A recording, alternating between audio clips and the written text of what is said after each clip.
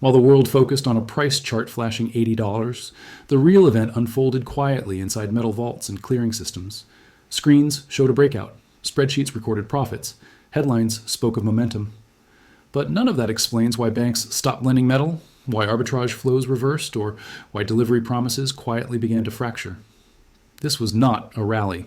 It was a structural failure revealing itself through price. Paper silver moved first, contracts, options, margin collateral. Physical silver did not follow, it withdrew. The gap between claims and metal widened until it could no longer be hedged. Liquidity vanished where it was assumed infinite. Risk migrated from traders to institutions. No prediction is required here. The sequence is mechanical. When paper demand overwhelms physical availability, the system does not adapt. It rationes. What broke was not confidence. It was settlement capacity. And once settlement fails, price becomes irrelevant. This report documents the escalation, from market noise to institutional stress to physical withdrawal to unavoidable default risk. What the public saw was simple. Silver moved through 80. Screens lit up. Commentators spoke of breakouts, momentum, and renewed interest. Volume surged. Volatility followed. On the surface, the system appeared to be working exactly as designed. What actually happened was quieter. Liquidity did not deepen. It thinned. Behind the screen, physical movement slowed. Bars did not rotate. Vault activity did not accelerate. Instead, inventory positions remained static while paper volume expanded aggressively above them. The market signaled abundance while the underlying asset stopped circulating. What looked like participation was substitution. What looked like demand was leverage. The visible event was price discovery. The hidden event was structural strain. The mechanism unfolded step by step without discretion. First, the breakout triggered paper demand. Options moved in the money, forcing hedging activity. That hedging required futures buying, not metal. Paper claims multiplied faster than physical availability. Second, arbitrage incentives activated. Price discrepancies between regions and between paper and physical widened. In theory, this should have pulled metal into the system. In practice, it did the opposite. Holders recognized that replacing metal would be increasingly difficult, so supply was withheld. Third, liquidity was removed, not by panic, but by calculation. Dealers widened spreads, lenders shortened terms. Metal stopped being offered at any price that assumed easy replenishment. Fourth, margin pressure escalated. Rising prices increased collateral requirements for short positions. Those needing to meet margin calls drew liquidity from the same market already being drained. The system began feeding on itself. The analogy is a queue. More tickets were sold, but the door narrowed. Each additional participant increased the wait time. No one exited. Everyone assumed flow would resume. It did not. The first response was mechanical. Margins were raised. This was framed as prudence. Higher margins forced weaker participants to liquidate or secure funding elsewhere, increasing stress rather than reducing it. Liquidity tightened further. Next came micro halts and internal controls. Not exchange-wide stoppages, but friction points, slower confirmations, extended settlement windows. These changes did not stop trading. They slowed delivery. Historically, this sequence is familiar. In 1980, rules changed mid-move. In 2008, liquidity vanished without warning. In 2022, nickel trading halted once price exposed clearing risk. Each time, intervention followed stress, not speculation. The latter always climbs in one direction. Away from the screen, signals accumulated. Dealer premiums rose instead of falling. Delivery times lengthened even as price increased. Inventory classifications shifted, with eligible metal remaining untouched, while registered stocks failed to grow. Industrial buyers reported delays, not cancellations. These were not anomalies. They were confirmations. The market looked liquid because it was loud. The system was stressed because it was silent. On the screen, price continued to advance. Silver traded higher. Volume remained elevated. The market appeared confident, even energized. At the dock, activity slowed. Bars did not rotate. Pallets were not released. Vault traffic did not increase to match the surge in paper trading. What the public interpreted as growing demand was, in fact, growing distance between ownership and access. The visible story was a rally. The invisible story was withdrawal. Dealers stopped advertising availability. Quotes became conditional, while wholesalers delayed confirmation. So these changes were not framed as shortages. They were framed as logistics. The language softened the reality. Physical silver was no longer circulating. It was being withheld. This was not panic buying. It was defensive holding. The mechanism was precise and incremental. First, rising prices altered replacement risk. Selling metal meant accepting uncertainty about restocking. As spreads widened, the cost of replacing inventory became mathematically unfavorable. Second, arbitrage incentives inverted. Normally, higher prices attract supply. Here, they signaled scarcity. Regional price differences widened, but metal did not move to close them. Holders recognized that transporting metal would expose them to settlement risk at the destination. Third, liquidity was deliberately removed. Physical offers were pulled. Premiums were raised to discourage execution rather than to capture margin. Availability was rationed through price opacity, not formal limits. Fourth, institutional exposure shifted. Banks and funds holding paper claims assumed liquidity equaled deliverability. That assumption failed. Paper positions could be marked to market, but they could not be converted to metal without disrupting the system. The analogy is a vacuum. Air appears present until pressure drops. Then flow reverses. Physical metal moved away from the market, not toward it. The first escalation was subtle. Settlement windows quietly extended. What had been T+2 became flexible. This reduced immediate strain, but increased counterparty exposure. Next came internal limits. Dealers capped quantities. Wholesalers prioritized long-term clients. These were not public halts, but functional ones. Historically, this mirrors earlier failures. In 1980, exchanges changed delivery rules to protect shorts. In 2008, liquidity disappeared while markets remained open. In 2022, the LME halted trading once physical obligations threatened clearing stability. Each step delays resolution. Each delay increases systemic stress. Force majeure does not arrive suddenly. It arrives after options are exhausted. Signals accumulated outside the screen. Dealer premiums rose faster than spot prices. Delivery timelines stretched from days to weeks. Registered inventory failed to grow even as eligible metal remained static. Industrial users reported procurement pressure despite rising prices. These were not demand spikes. They were supply refusals. The screen showed motion. The dock showed silence. And silence in this market was the signal. What visibly broke was alignment. Paper prices accelerated. Physical availability did not respond. On the screen, liquidity appeared deep. Contracts traded freely. Options rolled forward. Open interest expanded as if supply were elastic. The system projected confidence. In reality, the underlying asset stopped participating. Metal was not being mobilized to meet price signals. Vault reports showed stability where expansion was expected. The public saw a functioning market. What actually happened was decoupling. Paper claims began to outrun the metal they referenced. This was not a shock. It was a drift that crossed a threshold. The causal chain was mechanical. First, options exposure expanded. As price moved higher, calls moved in the money. Sellers were forced to hedge. Hedging meant buying futures. Futures meant paper. No metal changed hands.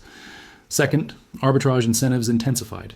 Discrepancies between futures, spot, and regional physical prices widened. Models indicated profit. Execution required metal. Metal was unavailable. Arbitrage remained theoretical. Third, liquidity was recycled, not sourced. Paper buying hedged paper selling. The same contracts circulated between institutions. This created volume without inventory movement. Apparent liquidity masked actual scarcity. Fourth, margin pressure compounded exposure. Rising prices increased margin requirements for short positions. Institutions met these calls with cash or collateral, not metal. Balance sheets absorbed stress while inventories remained fixed. The analogy is a bottleneck. Throughput increases upstream. The exit narrows downstream. Pressure builds at the choke point. As strain increased, safeguards activated.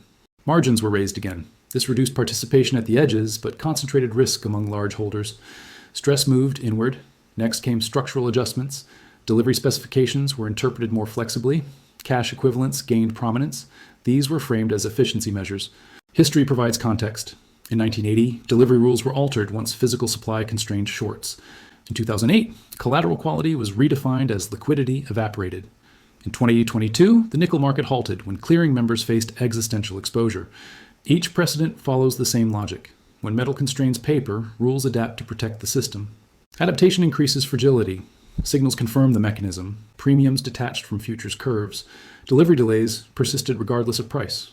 Registered inventories failed to convert from eligible categories. Industrial buyers reported substitution attempts, not fulfillment. These were operational indicators. The screen suggested flow. The dock showed congestion. Paper continued to trade. Physical did not. And once claims exceed capacity, settlement becomes conditional rather than guaranteed. What visibly broke was confidence in continuity. The market still traded. Prices still updated. But behavior changed. Participants who had provided liquidity stepped back. Quotes became thinner. Size disappeared. The public saw volatility. What actually happened was retrenchment. Institutions began protecting themselves from outcomes they no longer controlled. This was not announced. It was inferred. Clearing members reduced exposure. Custodians tightened terms. Counterparties stopped assuming good faith delivery. The system did not freeze. It narrowed. The visible event was caution. The hidden event was panic, expressed administratively. The causal chain was direct. First, exposure concentration became visible. As smaller players exited under margin pressure, positions consolidated among large institutions. Risk did not leave the system. It pooled. Second, arbitrage stopped functioning as a release valve. With physical metal unavailable, price discrepancies could not be closed. Institutions holding short exposure could not source metal to neutralize risk. Third, liquidity was redefined. Cash became acceptable where metal was expected. Settlement terms emphasized financial equivalence over physical delivery. This preserved contracts while weakening credibility. Fourth, institutional balance sheets absorbed strain. Margin calls were met with capital, not inventory. This postponed default while increasing leverage sensitivity. The analogy is a margin call cascade. Each call is met, but each payment increases dependence on the next clearing cycle. Survival replaces optimization. The escalation followed a known sequence. Margins were raised again. This forced further consolidation and removed optionality. Stress intensified. Next came effective halts, not market-wide suspensions, but functional pauses. Delivery timelines extended. Position limits tightened. Participation was discouraged without prohibition. Then rules shifted. Force majeure language resurfaced in documentation. Cash settlement pathways were clarified. These were contingency plans, not forecasts. Historical parallels are precise. In 1980, exchanges altered settlement rules mid-crisis. In 2008, liquidity facilities replaced markets. In 2022, the LME halted trading to protect clearing members. Each response is rational in isolation. Together, they signal systemic fragility. External indicators aligned with internal stress. Dealer premiums became inconsistent, reflecting uncertainty rather than demand. Delivery commitments were offered with disclaimers. Registered inventories failed to rise despite incentives. Industrial users reported contract renegotiations instead of fulfillment. These were not isolated events. They formed a pattern. The screen still showed prices. The dock showed hesitation. And hesitation, at this stage, indicated preparation for a disorderly outcome rather than confidence in resolution. What visibly broke was convergence. Prices across regions stopped moving toward each other. On the screen, futures and spot quotes continued to update, implying a unified global market. What the public saw was dispersion framed as volatility. What actually happened was fragmentation. Metal stopped traveling. Bars were no longer reclassified from eligible to registered. Vault movements slowed to maintenance level activity. Export flows declined despite widening international price gaps. The system that normally equalized supply and demand across geographies ceased to function. This was not disruption. It was exhaustion. The market still quoted prices. It no longer cleared metal. The mechanism followed a final, unavoidable chain. First, arbitrage incentives reached extreme levels. Price differences between exchanges, regions, and product forms widened beyond historical norms. On paper, profits were implied. Second, execution failed. To capture arbitrage, metal must move. Metal was unavailable. Holders refused to release inventory into a system where replacement was uncertain. Third, liquidity collapsed selectively. Paper liquidity remained active. Physical liquidity disappeared. The two were no longer connected. Arbitrage desks could calculate opportunity but could not act. Fourth, institutional exposure became binary. Participants either possessed metal or held claims. Claims could be priced. Metal could not be sourced. The analogy is a bottleneck at zero flow. Pressure continues to rise upstream. Downstream, nothing moves. At that point, arbitrage does not fail gradually. It ceases. With arbitrage gone, escalation accelerated. Margins rose again, not to reduce risk, but to contain it within a shrinking participant set. This increased volatility and concentrated exposure further. Operational halts followed. Certain products became unavailable pending confirmation. Delivery windows extended without firm dates. These were soft suspensions. Rule reinterpretations expanded. Eligible metal remained untouched. Registered stocks became symbolic rather than functional. Settlement language emphasized optionality. History rhymes clearly here. In 1980, exchanges changed rules once arbitrage threatened shorts. In 2008, markets traded while funding markets froze. In 2022, nickel pricing was voided once physical settlement threatened the clearing system. Each case ends the same way. Rules adapt to scarcity. Scarcity does not adapt to rules. Signals outside the exchange confirmed the drain. Dealer shelves emptied without announcement. Premiums became non-linear and inconsistent. Delivery delays became open-ended. Industrial users began competing directly with investors for remaining supply. These were not stress tests. They were consequences. The screen continued to suggest availability. The dock confirmed absence. At this stage, the market no longer discovered price. What visibly broke was assurance. Contracts still existed. Prices still printed. But guarantees weakened. From the public perspective, nothing failed. Trading continued. Settlement notices were issued. The market appeared orderly. What actually happened was a quiet reclassification of risk. Delivery was no longer assumed. It was conditional. Institutions began treating physical settlement as an exception rather than the rule. Cash equivalents became the baseline. The system remained operational, but its purpose shifted from fulfillment to containment.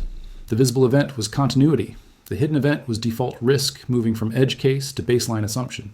The mechanism completed its cycle. First, accumulated paper claims exceeded deliverable metal. This was no longer theoretical. It was mathematically implied by inventory data and outstanding obligations. Second, arbitrage was no longer possible. Without arbitrage, price lost its corrective function. Discrepancies persisted because they could not be resolved physically. Third, liquidity was redefined again. Settlement meant closing positions financially, not exchanging metal. This preserved accounting symmetry while abandoning physical integrity. Fourth, institutional exposure became systemic. Clearing members, custodians, and counterparties were now interdependent. A failure to settle physically in one segment implied cascading adjustments elsewhere. The analogy is a queue with no exit. Participants continue to enter. No one leaves with the asset. The line moves only on paper. At this stage, escalation is procedural. Margins are elevated permanently. This locks in volatility and excludes weaker participants, concentrating risk among systemically important institutions. Functional halts become normalized. Products remain listed but unavailable. Delivery is deferred, then redefined. The market stays open, but its obligations soften. Rule changes finalize the transition. Force majeure language is operationalized rather than theoretical. Cash settlement pathways are clarified and exercised. History confirms the pattern. In 1980, physical delivery was curtailed to preserve market structure. In 2008, cash replaced collateral when liquidity froze. In 2022, trades were voided to prevent clearing failure. Each response stabilizes the system temporarily. Each removes another layer of trust. The final signals are unmistakable. Dealer premiums decouple entirely from screen prices. Delivery commitments are replaced by best efforts. Registered inventories stagnate despite incentive. Industrial users secure supply outside traditional channels. These are not warnings, they are confirmations. The screen continues to display numbers. The dock no longer participates. At this point, default is not an event. It is a condition. The market functions. The system does not. The price on the screen continues to change, but it no longer governs outcomes. The physical system shows strain through silence, delays, and withdrawal rather than collapse. Settlement persists only because expectations have been lowered. And once expectation replaces delivery, the conclusion is no longer in question.